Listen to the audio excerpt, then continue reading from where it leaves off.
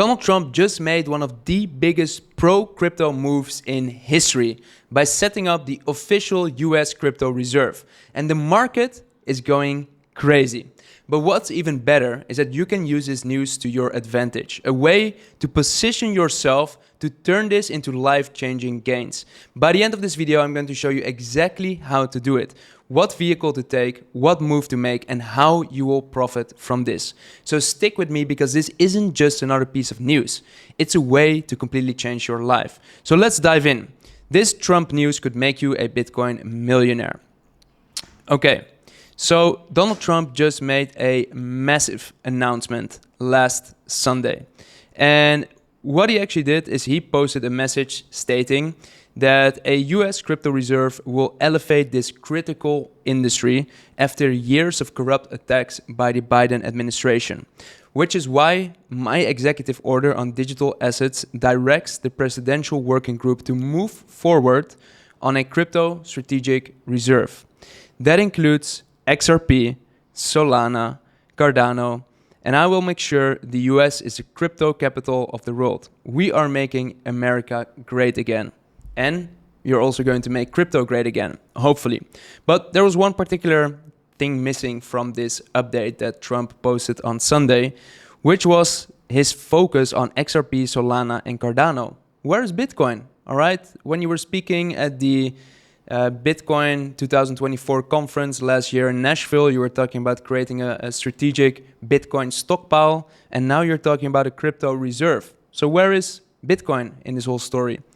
Anyways, so a few minutes later, he posted another message. He said, as an addition, and obviously Bitcoin and Ethereum are also added as other valuable cryptocurrencies will be.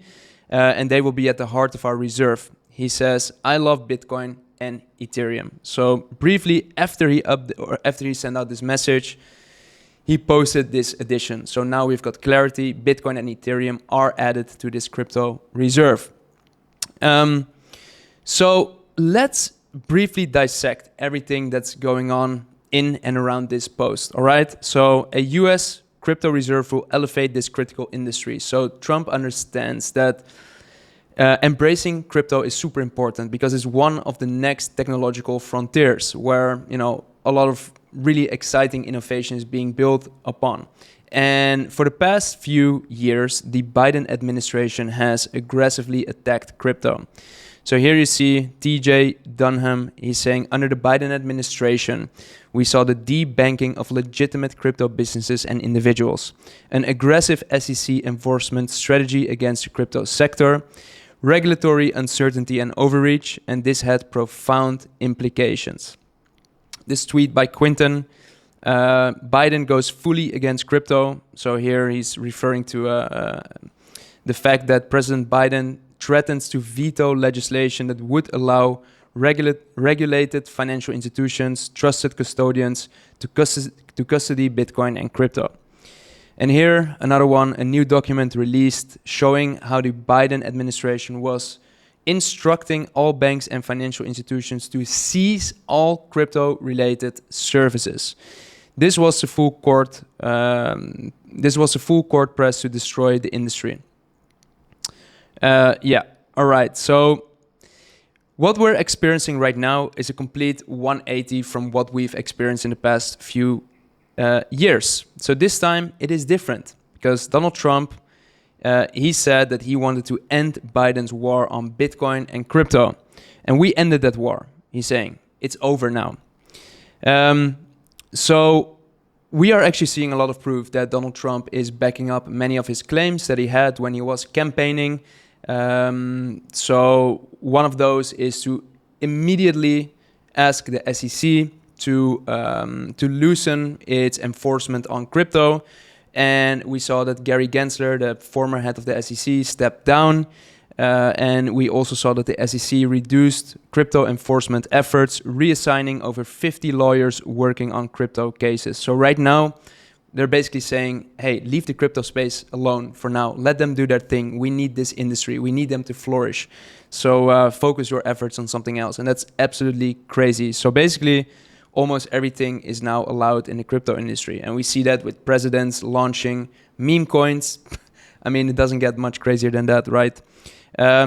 Ripple CEO Brad Garlinghouse says that he's glad that we're moving past the Biden administration's SEC, which was a very, very broken way of thinking, or they had a very broken way of thinking. And actually, Brad Garlinghouse or the Ripple team, they were one of the few big names that was being attacked heavily by the SEC.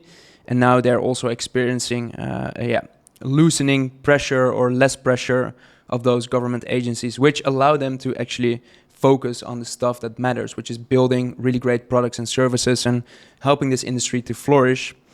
So shortly after Donald Trump got into office, he signed this executive order to turn the US into the crypto capital of the world. And here, Representative Mike Collins is saying Biden's regulatory assault against the cryptocurrency space left a power vacuum in a $3 trillion global market. While other nations adopted and prospered with crypto, the United States was left behind. But this changes everything. So the fact that they're now aggressively embracing Bitcoin and crypto by coming out with this executive order, by creating a US crypto reserve, and by loosening the oversight on the crypto industry so that they can actually do their thing and don't have to worry about getting attacked left and right like they have in the past few years. Now the US is playing catch up, and they're doing it at a very rapid pace.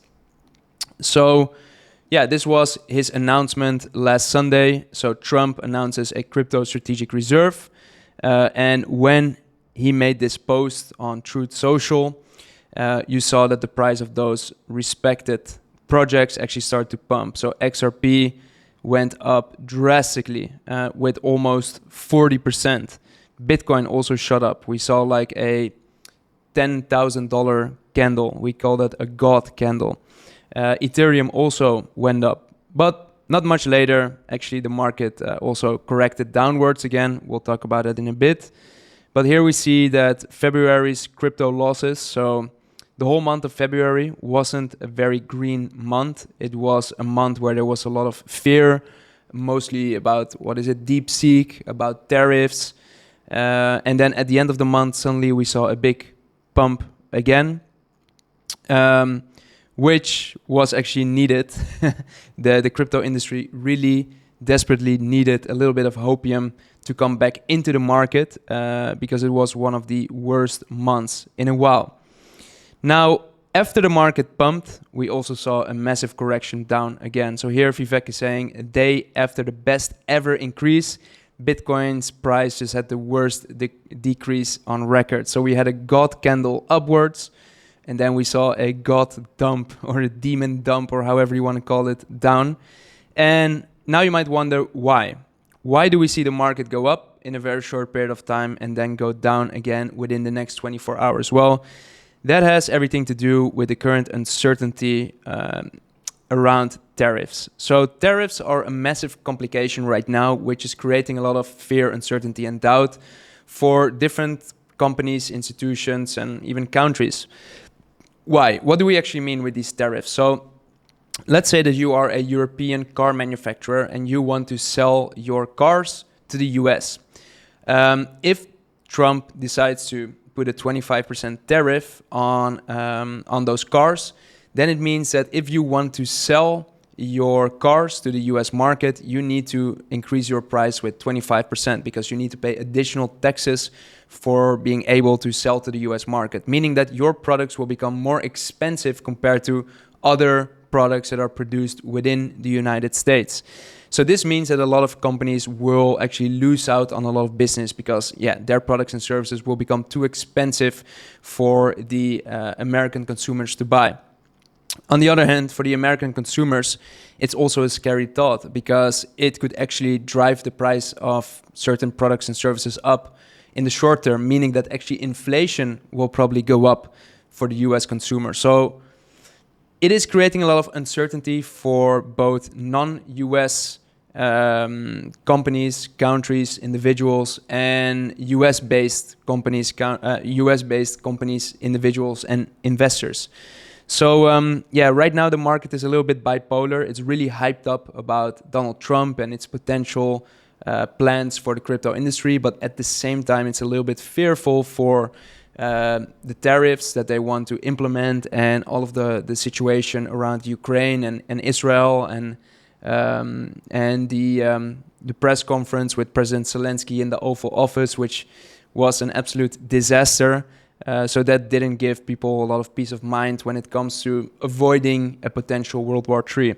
So there's just a bunch of uncertainty in the market right now.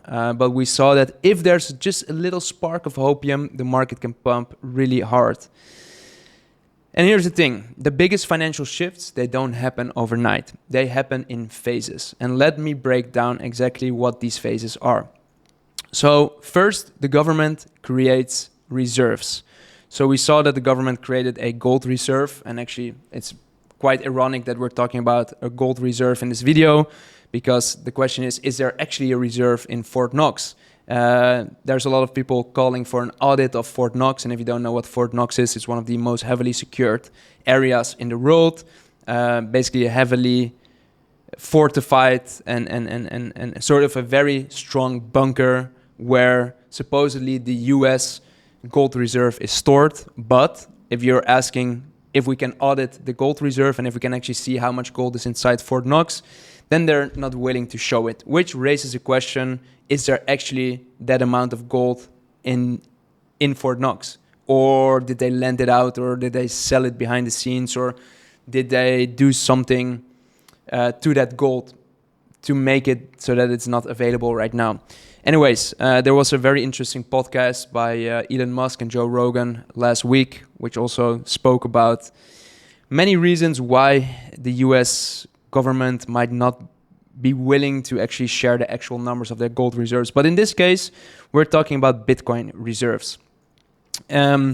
So the US has already announced that they want to set up their own US crypto reserve, which includes Bitcoin. And the whole nice thing about Bitcoin is that, yeah, gold, you can manipulate the actual numbers. You can report something, and if people ask to audit the actual numbers and see if there's that amount of gold in the vault, then you can just ignore their request. But with Bitcoin, everything is open and transparent on a public ledger, so everyone can see how much Bitcoin is there. So first, governments create reserves. Then they start to accumulate massive amounts of crypto. So we are hearing rumors that Cynthia Lummis and her committee that she's on is working on a proposal that will enable the US government to buy 200,000 Bitcoin in the next 5 years. So consecutively, 200,000 Bitcoin every single year, up to the point that the US owns around 1 million Bitcoin. And yeah, right now there's a lot of stuff happening behind the scenes. The crypto industry has invested a lot of money to get Donald Trump into office, and they want to get a return. So their team of lobbyists are working around the clock to introduce Bitcoin bills and Bitcoin strategic reserve bills around the clock. They are exerting a lot of power and influence in Congress, in the Senate, and they want to really make sure that the US now embraces crypto and Bitcoin. And governments now hold around 2.6% of all of the Bitcoin supply. And the biggest government that holds Bitcoin is the US. They hold around 213,000 Bitcoin, which is a significant chunk, but they're talking about buying up to 1 million Bitcoin. So meaning another 800,000 Bitcoin, which is huge. And this reduces the supply. So yeah, up till this point, the Bitcoin market has been a retail market, meaning that the average investor like you and me invest their life savings into Bitcoin, or a couple of $100 there, a couple of $1,000 there, maybe $10,000. Maybe you sold a house and you've got a bigger budget, or you sold a company, or you've got a nice profit from your company and you want to buy up a chunk of Bitcoin. But now these countries are entering the market, and when they buy Bitcoin, they buy Bitcoin with billions of dollars. It's like a different scale. And there is already a shortage of Bitcoin available on the open market because the average investor is now becoming more educated, and they understand the longer term trajectory of Bitcoin. And whenever there's a little dip in the market, they don't panic sell that quickly. So there's already a shortage of Bitcoin out there on the open market. Literally, when you search for graphs which show the available Bitcoin reserves on exchanges, you can see that it has been decreasing for the past few years, actually. So, and that is even before countries are entering big. So this diagram probably illustrates probably illustrates what is happening in the market in the best possible way. So there are literally $900 trillion of wealth flowing through the financial markets, and all of that wealth is parked in different assets: stocks, bonds, real estate, crypto, gold, you name it. And a lot of that capital is going to redistribute and flow into Bitcoin. Why? Because Bitcoin has a limited supply of 21 million Bitcoin that will ever be in circulation. And a lot of that Bitcoin is right now on cold storage wallets, and people are just hodling onto it. It's their retirement fund. And there's a little bit of Bitcoin, which is this very small top of this triangle, which is right now available on the open market. And there's so much capital that is looking for the best possible asset to be allocated to. So if such little Bitcoin is available and so much money is available, and then we're talking about not only money from individuals, like high net worth individuals, but also institutions, governments. All of that is looking to get a chunk of that very little supply of Bitcoin that is still available. Here is another perspective. So there's around 8 billion people in this world, and there's around 21 million Bitcoin. So even if every single person would want to have one Bitcoin, it would be impossible. Another fun stat that I like to share is there's around 61 million millionaires in the world. Even if every millionaire in the world wanted to get their hands on some Bitcoin or one Bitcoin, it would not be possible, because that would require 61 million Bitcoin, and there's only 21 million Bitcoin that will ever be in circulation. So yeah, Bitcoin is just one of the really truly scarce assets out there with a fixed supply, whereas almost every asset in the world you can create more of. You can build more houses, you can issue more stocks, you can issue more bonds, you name it. But you can't make more than 21 million Bitcoin. So with ETFs already fueling institutional demand and now government-backed reserves, the supply squeeze will come very soon. So a supply squeeze could send Bitcoin and top altcoins to levels that we've never seen before. What I mentioned earlier, the Bitcoin market was a retail-dominated market, but now we're seeing that institutions and governments are getting in aggressively. So we already saw some of the biggest asset managers out there, like BlackRock, which is buying up thousands of Bitcoin every single day, Fidelity, which is also buying up hundreds or even thousands of Bitcoin every single day. They're pumping billions into the market. Now we're also seeing governments entering this arena. And if you add those institutions plus governments, assuming that both of them are going to invest billions and there's a very limited supply of Bitcoin available, then the logical conclusion to me, and let me know if this is your conclusion as well in the comments below, is that Bitcoin is going to increase to unprecedented heights in the next few years. And yes, when Bitcoin was at $1, very few people could imagine that it would grow to $100. Well, when it was at $100, very few people could imagine it would grow to $1,000. When it was at $1,000, few people would imagine it would grow to 10,000 or even 100,000. Now, when we talk about Bitcoin going to 1 million, for many people, this is way beyond their comprehension that something like Bitcoin could be worth $1 million. But if you take into account all of this buying pressure and the very limited supply that is available, then it actually makes sense. It's like almost going to an auction of a very popular artist like Picasso, and everyone wants to get their hands on this Picasso because it's very rare, it's very limited, and it has some kind of value. So then you're going to get a bidding war. All of the rich and the famous and the elites and the institutions and the governments are going to bid up in order to get a little bit of Bitcoin. So all of that is happening right now without a massive injection of liquidity. But usually when liquidity gets pumped into the financial markets, that's when we really see the biggest increase in the price of Bitcoin. And yes, we've seen the money supply expand a little bit, but this is just the start. I do believe that more money, more liquidity will be pumped into the markets in the next few weeks and months, and that we are going to see as a result that Bitcoin is going to increase in price even further. El Salvador keeps on buying more Bitcoin. It didn't really matter to them that the market pumped, dumped. They just keep on buying more and more and more. Here, Bitcoin ETFs bought around $94 million worth of Bitcoin in a single day, which was the highest inflow in a single month. Michael Saylor said this morning, there's only room for one nation state to buy up 20% of the network. And I think it will be the United States. So he's really encouraging the United States to embrace building up a Bitcoin stockpile. And he has a very, very valid point. And he's saying, you know, if multiple governments around the world are going to aggressively buy into Bitcoin, it will increase the price way too much, making Bitcoin too expensive. Now the United States has an opportunity. It is working on legislation, it's working on budget, and it's working on a strategy. And if it moves fast, then it can swallow up a very significant chunk of the network and benefit from its growth in the next few years and even decades.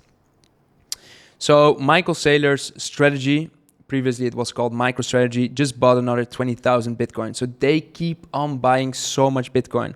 So they purchased another batch of $2 million worth of Bitcoin, and they just keep accumulating. So they already own more than 500,000 Bitcoin at this point, and they're not stopping.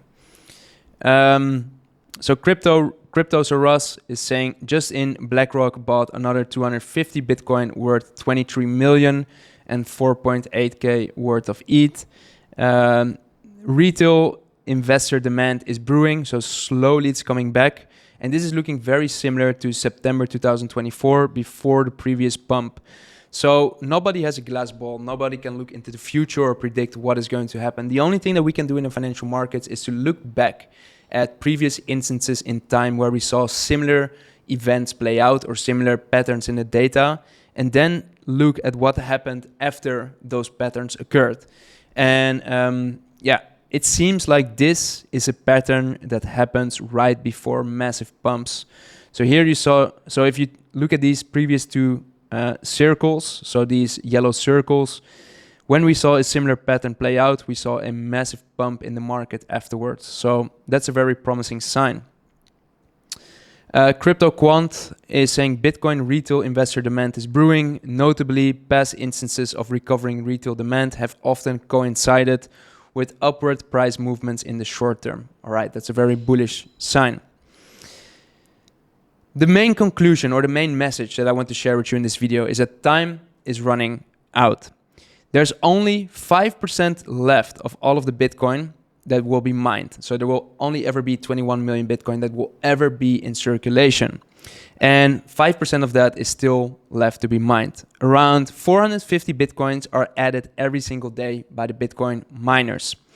Meaning that right now, there's around 95% of all of the Bitcoin that is already in circulation, and that people are, aggressively scooping up. Mainly the institutions behind the scenes. And they're doing this through OTC desks, because if they're pumping billions into the crypto market, then they're going to pump the market too hard. And if you ask me, the reason why the market dumped after it pumped super hard when Donald Trump announced the US crypto reserve is because the whales are manipulating the market.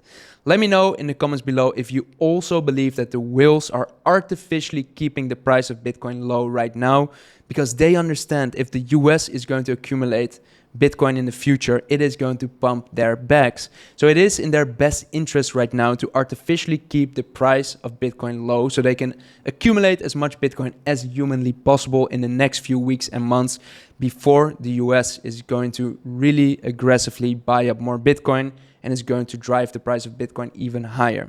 So I'm curious to hear your thoughts if you also believe that that is what's happening right now.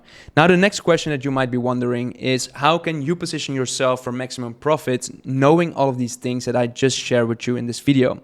Well, one thing that you can do is you can try to accumulate as much Bitcoin as possible by dollar cost averaging into the market. And with dollar cost averaging into the market, I mean buying Bitcoin consistently every single month, either with a fixed amount or you could even put a little bit more money when the market is red and a little bit less money when the market is green, because you want to train yourself to buy on red days. And yes, that is a really great way to accumulate Bitcoin, and it has been statistically proven that people that dollar cost average make really nice returns if they're doing it consistently over the long term. But the big issue with dollar cost averaging into the market is that when the price of Bitcoin is going to increase over time, it also means that your acquisition price is also going to increase over time. So we saw Bitcoin go from $1 per Bitcoin to $10 to $100. Now it's almost around $100,000 per Bitcoin. And over time, your acquisition cost of Bitcoin becomes more expensive if you're dollar cost averaging. Now, there's also another alternative strategy, which I'm a really big fan of, which is mining Bitcoin. Well, when you're going to mine Bitcoin, you can produce Bitcoin below its market value. And the higher Bitcoin becomes, the bigger your arbitrage becomes. Because you can compare this to mining gold. Whenever you're going to mine gold, you are investing in land, equipment, and people. And if you do this the right way, then you're able to extract gold below its market value. And the higher the value of gold on the open market, the bigger your profit margin becomes as a gold miner. Similarly, when you're going to mine Bitcoin, you invest in machines that turn electricity into Bitcoin. So you're going to invest in machines and electricity. And if you're doing it the right way, then you will be able to produce Bitcoin below its market value. And the higher the price of Bitcoin becomes, the more profitable you become as a Bitcoin miner. Now, right now, we have a very interesting time in the market because the institutions are artificially keeping the price of Bitcoin down. Meaning that we can now prepare for what is about to come next. We shouldn't just look at, all right, what is the price of Bitcoin right now? No, we should anticipate how high the price of Bitcoin can go in the next few weeks, months, and even years. And we should position ourselves for what is about to come next. And I believe that Bitcoin mining could be one of the best strategies to maximize your profits in the next few weeks, months, and years. And if you're curious about how you can get started with Bitcoin mining, even if you don't have any technical skills or prior experience, then I've got something great for you. I just recorded a free masterclass on how you can get started with Bitcoin mining in 2025 and how you can automate the whole process for yourself so that you can sit back and watch the automated payouts come in while your machines work hard for you. And everything is explained in the video, which I've just linked in the description below. So if you're interested about this strategy, which I have been using for the past few years and which hundreds of our clients have been using as well to grow their Bitcoin portfolios and to maximize their profits in this Bitcoin market, then go and check out that link in the description and enjoy watching it. This is information that you will not find anywhere else. Why? Because Bitcoin miners don't really like to share their secrets elsewhere. In the past few years, a small group of elite miners have generated literally billions of dollars worth of revenue.